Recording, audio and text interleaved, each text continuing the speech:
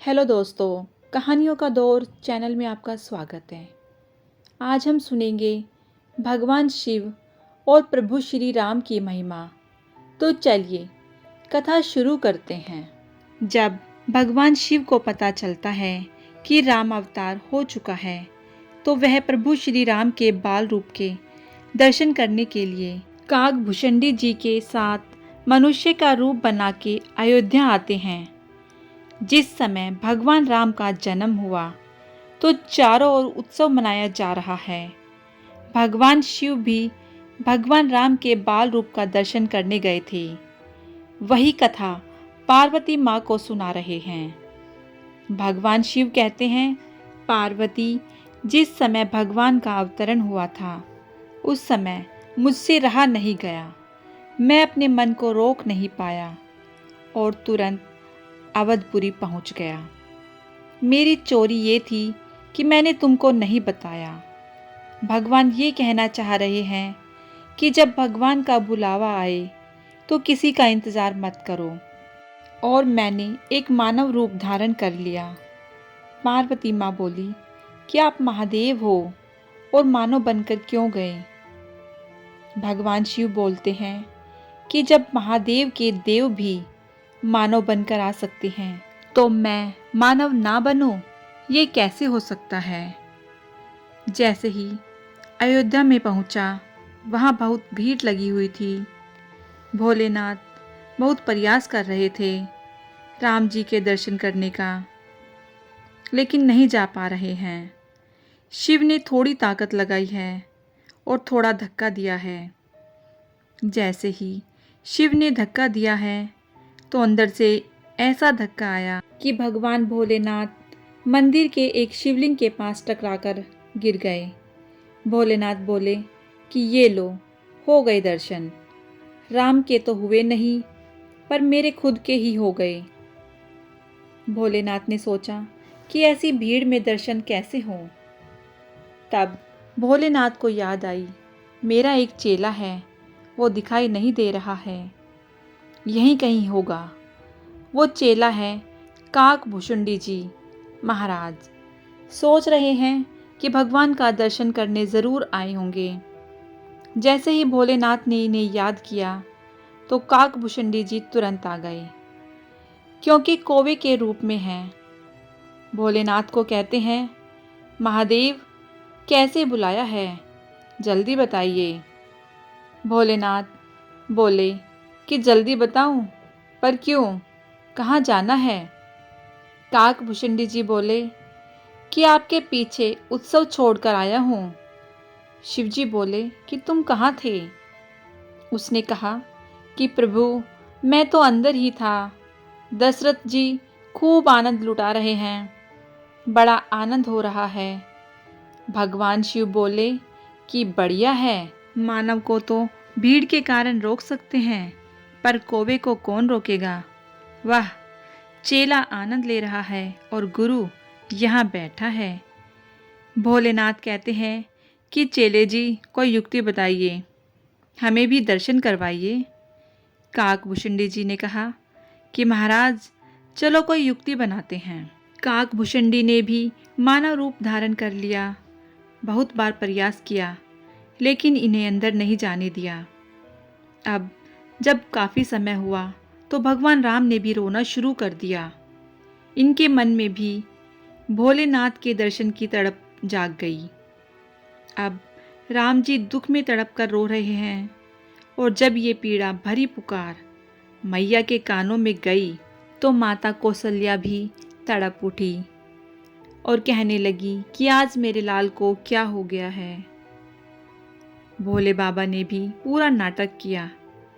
भोले बाबा एक 80 साल के ज्योतिषी बन गए हैं। गोस्वामी जी ने गीतावली में इस भाव को बताया है और स्वयं ज्योतिषी बनकर काकभूषणी जी को अपना शिष्य बना लिया है और सरयू जी के किनारे बैठ गए। जितने भी लोग रास्ते से आ जा रहे थे, भगवान शिव सबके हाथ देख रहे थे और भविष्यवाणी कर रहे थे। अब अवधपुरी में चर्चा शुरू हो गई। कोई बहुत बड़ा ज्योतिषी आ गया है गोस्वामी जी कह रहे हैं, अवध आजू आगमी एक आयो। जब भगवान राम ने रोना शुरू किया है तो माँ बहुत परेशान हुई। गुरु वशिष्ठ जी को खबर की गई, लेकिन वशिष्ठ जी व्यस्त हैं। इतने में एक नौकर आकर बोला कि मैया, मुझे खबर मिली है कि एक बहुत बड़ा ज्योतिषी अवधपुरी में आया है। आपकी आज्ञा हो तो उसे बुला लाऊं। माँ तो परेशान थी। मैया ने कहा कि जाओ और जल्दी बुला कर लाओ, बस मेरे लाल का रोना बंद हो जाए। दौड़े दौड़े सेवक गए। भोले बाबा सरयू नदी के किनारे बैठे हुए थे।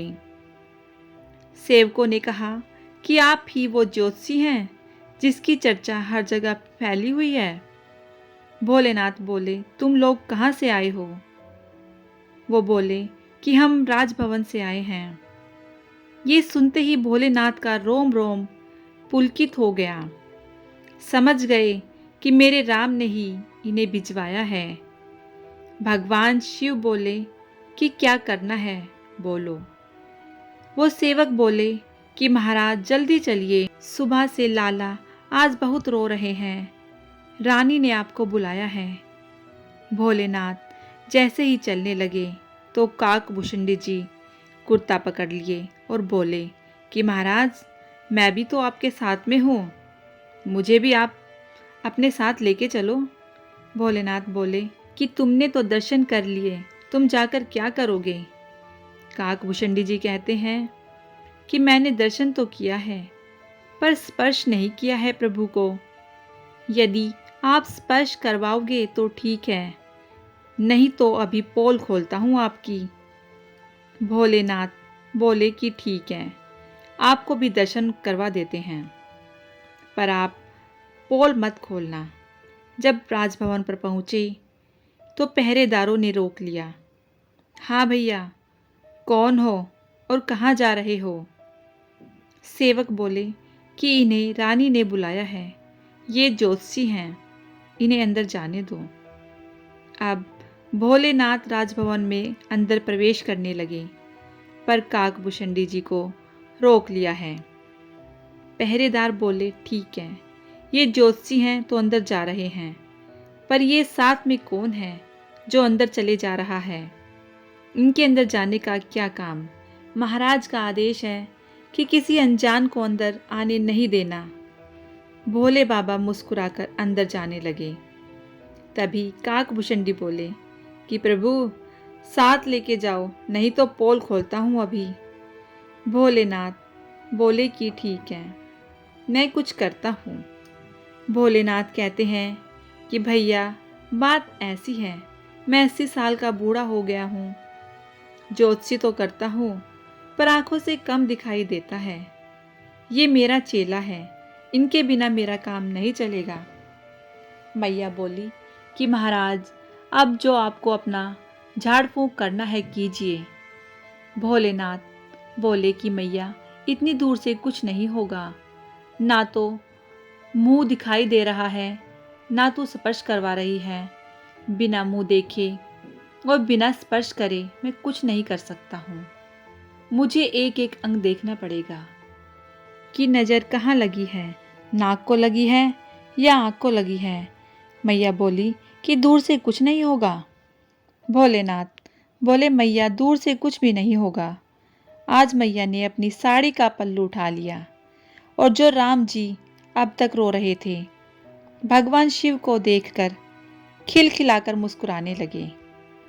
मैया बोली, महाराज आप तो कमाल के ब्राह्मण हो, आपने सिर्फ लाला को देखा ही है और लाला का रोना बंद हो गया। भगवान शिव बोले कि मैया, अभी तो नज़र पड़ी है और रोना बंद हो गया। अगर तू गोदी में दे दे तो हमेशा के लिए आनंद आ जाए। अब मैया ने तुरंत राम जी को लेकर भोलेनाथ की गोद में दे दिया। भगवान शिव बोलते हैं कि मैया, अभी तो नज़र पड़ी है और रोना बंद हो गया। अगर तू गोदी में दे दे तो हमेशा के लिए आनंद आ जाए। अब मैया ने तुरंत राम जी को लेकर भोलेनाथ की गोद में दे दिया। जैसे ही भगवान शिव की गोद में आए, मानो साक्षात शिव और राम का मिलन हो गया। भगवान शिव के नेत्रों से आंसू बहने लगे। अब तक जिस बाल छवि का मन में दर्शन करते थे, आज साक्षात दर्शन हो गए। भोलेनाथ कभी हाथ पकड़ते हैं, कभी गाल छूते हैं और माथा सहलाते हैं। भगवान राम भी टुकुर टुकुर अपनी आंखों से शिव जी को देख रहे हैं। जब थोड़ी देर हो गई तो काकभूषुंडी जी ने पीछे से कुर्ता पकड़ा और कहते हैं कि हमारा हिस्सा भी तो दीजिए। आपने आनंद ले लिया है तो मुझ पर भी कृपा करो। अब भगवान शिव जब प्रभु श्री राम को काकभूषुंडी की गोद में देने लगे तो मैया ने रोक दिया कि इनकी गोद में लाला को क्यों दे रहे हो। भगवान शिव बोलते हैं कि मैया, मैं बूढ़ा हो गया हूँ, ये मेरा चेला है, ये हाथ देखेंगे और मैं भविष्य बताऊंगा। काकभूषुंडी की गोद में लाला को दे दिया है। अब काकभूषुंडी जी भी भगवान का दर्शन पा रहे हैं और भोलेनाथ ने भगवान का सारा भविष्य बताया है। आपका लाला कोई साधारण लाला नहीं है। आपके लाला का जग में नाम होगा। आपके लाला के नाम से ही लोग भवसागर तैर जाएंगे। मैया बोलती हैं कि ये सब ठीक है, पर ये बताओ कि लाला की शादी कब होगी। भोलेनाथ बोलते हैं कि इतना बता सकते हैं, आगे चलकर आप थोड़ा ध्यान रखना। एक बूढ़े बाबा आपके लाला को आपसे मांगने के लिए आएंगे और जब वो मांगने आए तो तुम तुरंत दिलवा ना देना, मना करवाना, क्योंकि आपके लाला उनके साथ चले जाएंगे तो वहाँ से बहू लेकर ही आएंगे। कौशल्या जी बोली कि आप चिंता मत करो महाराज, ये बात मेरे दिमाग में बैठ गई है, मैं इसे हमेशा याद रखूंगी। इस प्रकार भोलेनाथ ने सब बताया। मैया ने बोला कि आपने बड़ी कृपा की है, मेरे लाला का रोना बंद करवा दिया है, मेरे लाला का भविष्य बता दिया है।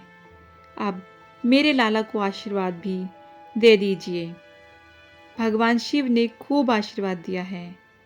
हे राम, आप जुग जुग जियो, सबको आनंदित करो।